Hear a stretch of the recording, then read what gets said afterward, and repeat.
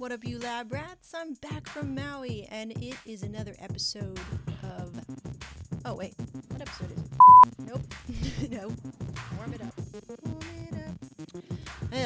What up, you lab rats? This is episode number 49, and today we're talking about 10 ways that I use Evernote. Stay tuned.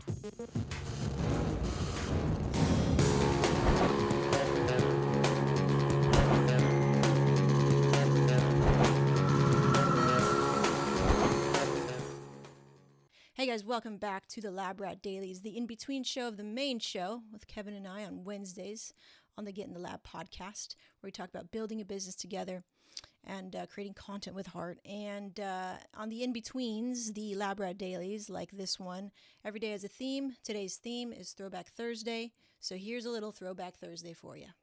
Yeah, that was Kevin and I when we first started dating. All right, so today on this Throwback Thursday, I wanted to discuss 10 ways that I use Evernote in a very thorough way, hopefully. This was recommended to me by fellow lab rat Adam Tinkoff, so thank you for asking. Okay, so we're going to go into my iMac right here, and I'm going to show you guys exactly how I use Evernote and maybe perhaps how you can take Evernote to the next level for yourself as well, okay? Hi guys, so we are in my iMac right now, so let's get into Evernote so I can show you guys the 10 ways that I use Evernote, and perhaps you can take away some of these little things and implement it into your workflow, okay? So here we are in Evernote. And here we go. The first thing that I use it for to make this piece of content is to create a list and topics for myself to talk about. So first and foremost, when I use Evernote is just to word vomit, to brainstorm, to put down the ideas. That way they're not stuck in my head and maybe lost for all time. I love to just put down words, ideas, even copy, sales copy when it just comes to me in the spur of the moment. And most of the time when I'm doing that is on my phone, on the mobile app for Evernote, because it's super handy. Like most of the ideas that come to me are usually at like the most inopportune times, like in the car or driving or, having a conversation with somebody, not at my computer, right? So it's definitely great for that. Number 2, writing. Obviously, it's a great writing platform. What I love to do is whenever I'm writing a blog post, because now I write for Wedding Bros, which is a groom-centric wedding blog. I'll just, create a new note right over here, new note, and then title it, and then just go ahead and write. Like, I love that. And then what I'll do is I'll copy that, and I won't paste it in, so most blogs are WordPress, right? I won't paste it into the visual editor of WordPress. I'll paste it in the text portion. That way it doesn't mess up any formatting of paragraph structure and stuff like that. Just a little tip. Because I used to think, oh man, I can't copy and paste from Evernote anymore when they did some weird kind of update within WordPress. But you just have to paste it within the text portion. Another way that I use Evernote, number 3, is, obviously to take notes on both the mobile and the desktop portion. I already talked about that. I take lots and lots and lots of notes, and sometimes these notes will get lost, but what's great is you can search them, right? You can search these notes. And so I also like to think that, as I'm making notes, to be mindful of this search function later, because yes, I know I will forget that I wrote this down. And so I'll try to create notes in a way that's easy to find later, if that makes sense, right? So try to create a system for your own, thoughtlessness. Try to come up with a way to get around that. All right, number 4 is to create templates. So this is really handy. Like I would be lost without this. I mean, I could totally use Notes, or a text editor, or Word, or something like that. But Word I hate because it's so glitchy, finicky. I really dislike the platform in general. And then Notes and stuff, you don't get the same kinds of things like bold or italicize or something like that. So it's more writer friendly. but I create templates for like my YouTube copy, right? I'll create a description for the video and then all of the valuable links and content. And then at the end, I will link all of my important information, contact information, social. And the reason why I do it like this is because I looked at other YouTube channels that were successful, and this is how they do it. They lay it all out for you very, very nicely. They've got spaces everywhere. They're not afraid to use, that description space. And they also, just a little tip, try to put their keywords in the first sentence of their description.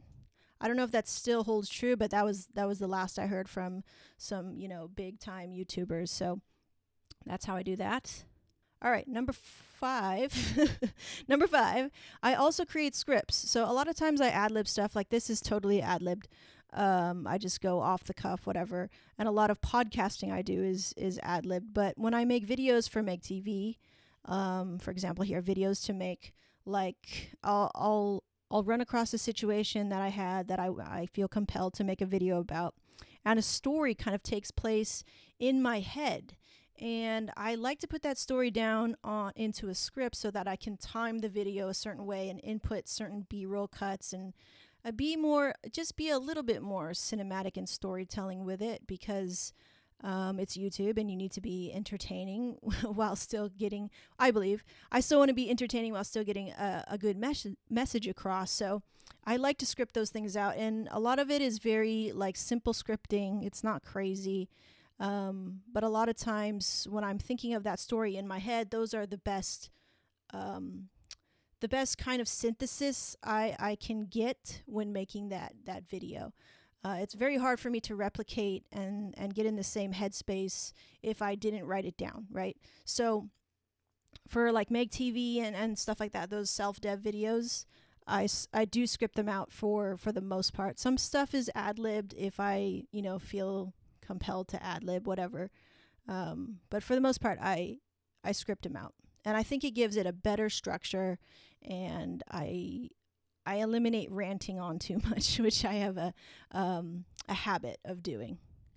Okay, so number 6, I can create shareable documents. This is really cool. So seems like a long time ago, but I held an event called the Entrepreneur's Vanity Fair, and we got together with a bunch of B schoolers, and I was teaching them about video.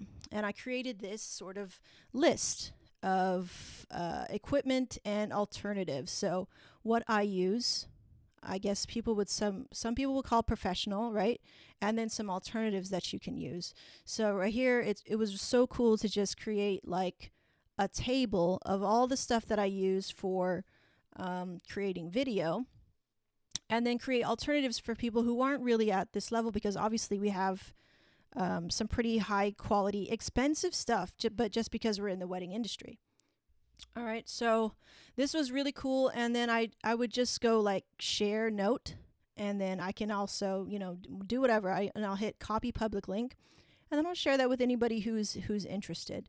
So I've got all this stuff here, Premiere versus iMovie, backdrops, what else? Lighting examples, stuff like that. It's pretty simple, super basic, but people were like, I need to know that stuff. So, sometimes what you think is common knowledge, because it's second nature to you, it could be like a lifesaver for somebody else. So that's cool. All right, number 7. It holds some really important information in here, because it is password protected and all that crap.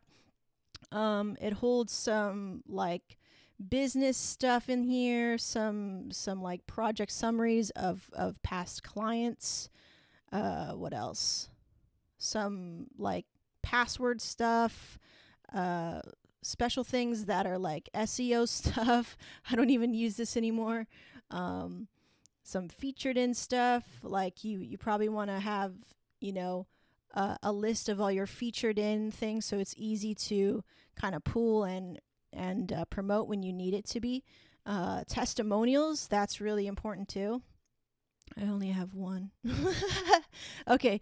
Your other ideas, sales pages, sales copy, all that good stuff.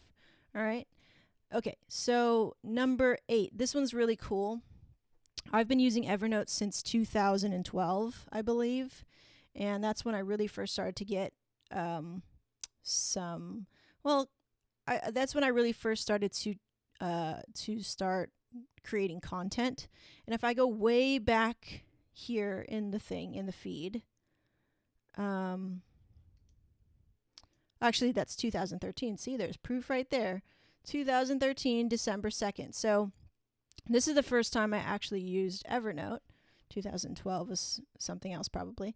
And I was being coached by Greg Hickman of Mobile Mixed. And these were all the questions that he made me answer in order to figure out who I was and crap like that. And a lot of really deep-reaching questions, which I appreciated because I wasn't thinking about that at the time. So I can look back here and look what I wrote down and go back and look at my progress. And here I have like week 1, week 2, week 3, and just keeping us accountable. And I could share this back and forth with Greg so he could keep tabs on me and see what I was doing. And yeah, I can see all of this stuff. It's pretty cool. It's like a time capsule. All right. Okay. Number 9, it's a bank of ideas. So with all of your, word vomiting and brainstorming, you can start to kind of refine that into your, master list of ideas for blog posts or whatever. And that's when you can start to get really creative with your organization of your ideas, because if you don't sit down to organize it, it's just going to be a big mess. It's like homework, right? I think it's kind of like, for me, it's sort of a weekly kind of cleanup in here. Sometimes I'll come in here and delete stuff that I really know I won't use anymore, or organize certain things, or move things to certain pages or notes. For me, that's a weekly thing, but now it becomes this kind of bank of ideas, and maybe I won't blog about that this week, but I'll put it away for next week, or maybe this is more for a Kevin Levu photography blog versus a Wedding Bros blog post, and so you really have to kind of maintain it, or else it'll just kind of run wild, and you're gonna be like, oh my god, I don't even want to look through that. So just be mindful of that, because even though this is a blank canvas, which brings us to number 10, which is be messy with it. Like, I encourage you to really be messy with your ideas and to let things flow, especially if you're someone like me who's very left-brained and very artistic. It won't help you to try and hinder yourself in the beginning, right? Let it all come out. Be messy with it. Don't be afraid. It's like, it's your Evernote. Nobody sees it but you, right? So be messy with it, and then you can start to refine. You can always hit delete. That is the beauty of that's the beauty of this thing. I was going to say that's the beauty of the internet. You can always delete a post, but it's much easier in a space like this to feel safe and write whatever. And I think that's very important for content creators who want to create from the heart. You want to let all of that out, right? You want to be able to bleed on the page. So that's it, guys. Those are my 10 ways that I use Evernote, and I hope that after watching this, you can come away with something that you weren't using it for before, or you weren't even aware of Evernote, or whatever.